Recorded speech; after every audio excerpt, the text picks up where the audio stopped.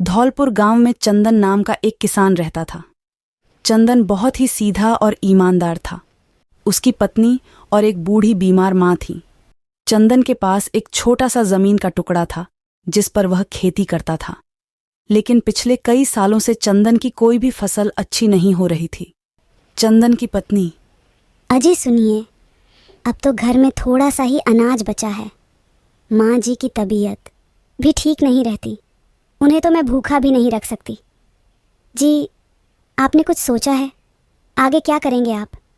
चंदन, मैं जानता हूँ सुंदरी, पर तुम ही बताओ मैं क्या करूं।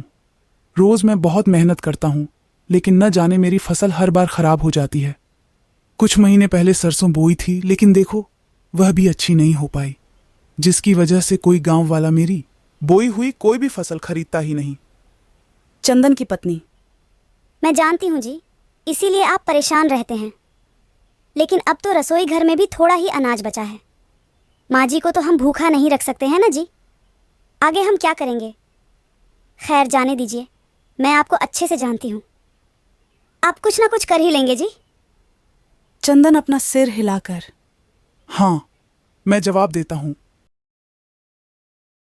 अगली सुबह चंदन अपने खेत की ओर जा रहा होता है कि तभी उसे एक आवाज आती है जो कि चंदन का ही पड़ोसी होता है।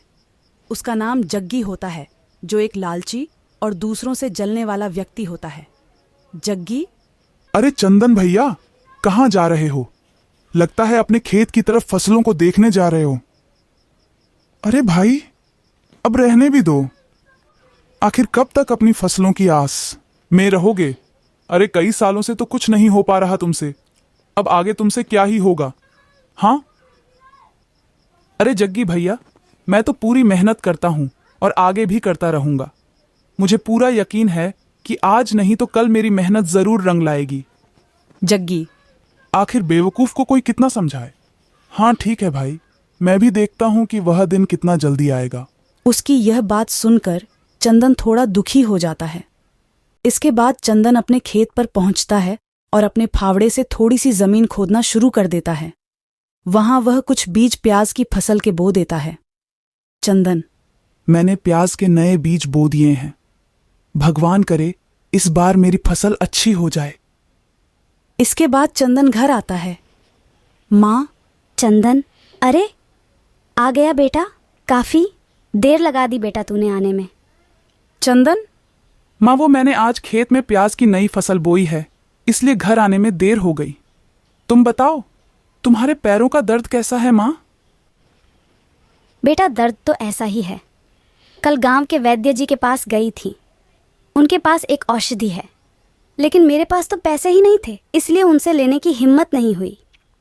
चंदन, अरे माँ, तुम चिंता मत करो, मैं कल वैद्य जी से तुम्हारे लिए औषधि ले आऊंगा। माँ, अच्छा चल ठीक है, तू कह रहा है तो ले ही आएगा। इसके बाद चंदन अपने कमरे में जाता है। चंदन, मेरे पास तो 1 रुपया भी नहीं है, आखिर माँ के लिए औषधि कहाँ से लाऊंगा? अगली सुबह चंदन वैद्य जी के पास जाता है, जो काफी बूढ़े थे। चंदन को देखते ही वैद्य, बेटा, कैसे आना हुआ? सब ठीक तो है ना? चंदन, बाबा, मैं क्या बताऊंगा आपको। कल माँ कह रही थी कि आपने पैर दर्द की औषधि बनाई है। माँ के पैरों का दर्द बढ़ता ही जा रहा है, लेकिन मेरे पास पैसे नहीं हैं। इस बार भी मेरी फसल अच्छी नहीं हुई है। बाबा, मैं क्या करूं? मुझे कुछ समझ नहीं आ रहा है। वैद्य, अरे बेटा, तुम तो जानते ही हो मैं बहुत बूढ़ा हो चुका हूं। जंगलों के पेड़ पौधों से जो भी औषधि बनाता हूं, उसी से अपना गुजारा करता हूं। लेकिन बेटा, तुम्हारी मजबूरी को देखते हुए मैं तुम्हें तुम्हारी मां के पैरों के दर्द को दूर करने की औषधि देता हूं, लेकिन तुम्हें इसके बदले में मुझे 4 दिन तक भोजन कराना होगा। चंदन यह सुनकर सोच में पड़ जाता है। चंदन, ठीक है बाबा, 4 दिन तक रोज तुम्हारे लिए भोजन लेकर आया करूंगा। इसके बाद बाबा उसे एक कांच की शीशी देता है, जिसे लेकर चंदन अपने घर आता है। घर पर उसकी माँ और बीवी होती हैं। चंदन, माँ, यह लो, मैं तुम्हारी दवा वैद्य से लेकर आया हूं।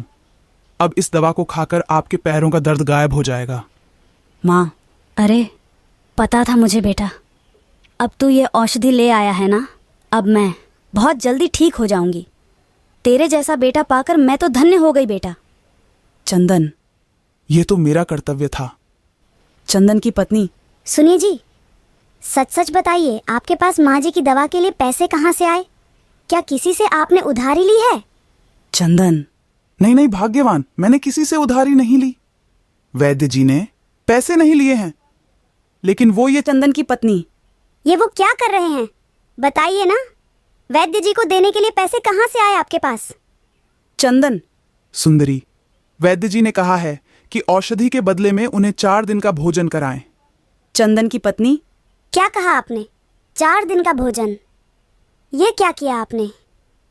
आपको पता है ना, रसोई घर में सिर्फ सीमित भोजन बचा है। ऐसे में अगर हम 4 दिन तक रोज रोज वैद्य जी को भोजन देते रहेंगे तो मैं आपको और माँ जी को क्या खिलाऊंगी जी? चंदन। भाग्यवान, मैं जानता हूं मेरे पास दूसरा कोई और रास्ता नहीं है। माँ के लिए वैद्य जी से वो औषधि लेनी बहुत जरूरी थी, इसलिए मैंने उनकी बात मान ली। इस समय दोनों बहुत दुखी हो जाते हैं। चंदन की पत्नी चंदन और उसकी माँ को भोजन देती है। चंदन की माँ भोजन खाने लगती है, लेकिन चंदन सिर्फ देख रहा था। चंदन की माँ। क्या हुआ बेटा, तू भोजन क्यों नहीं खा रहा है? चंदन। खा लूंगा, अभी मुझे भूख नहीं है, तुम खा लो।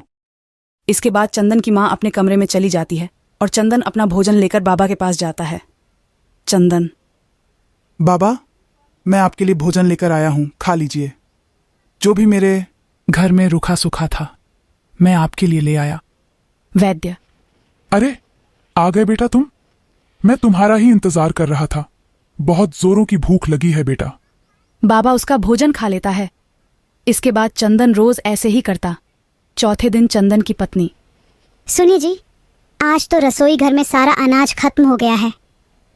मुझे तो बहुत चिंता हो रही है जी, आज क्या बनाऊंगी? चंदन यह सुनकर बहुत दुखी हो जाता है। चंदन। मन ही मन, आज कैसे बाबा को भोजन दूंगा? वह अपने खेत में जाता है और देखता है कि उसकी बोई प्याज की फसलों में से एक प्याज खिल आई है, जो देखने में बहुत सुंदर लग रही है। चंदन उसे तोड़कर अपने घर ले आता है। चंदन की पत्नी। ये क्या है जी? एक प्याज से क्या होगा भला? चंदन रसोई घर में जाता है और एक आटे के डिब्बे को खोलता है, जिसमें बहुत ही कम आटा था। चंदन। तुम इस आटे की रोटी बना दो। चंदन की पत्नी। यह क्या बोल रहे हैं जी? इस आटे की तो केवल एक और बहुत ही छोटी रोटी बन पाएगी, इससे तो किसी का पेट भी नहीं भरेगा। चंदन। तुम बनाओ तो सही, तुम इस आटे की छोटी ही सही, लेकिन रोटी बना दो। इसके बाद उसकी पत्नी थोड़े से आटे की एक रोटी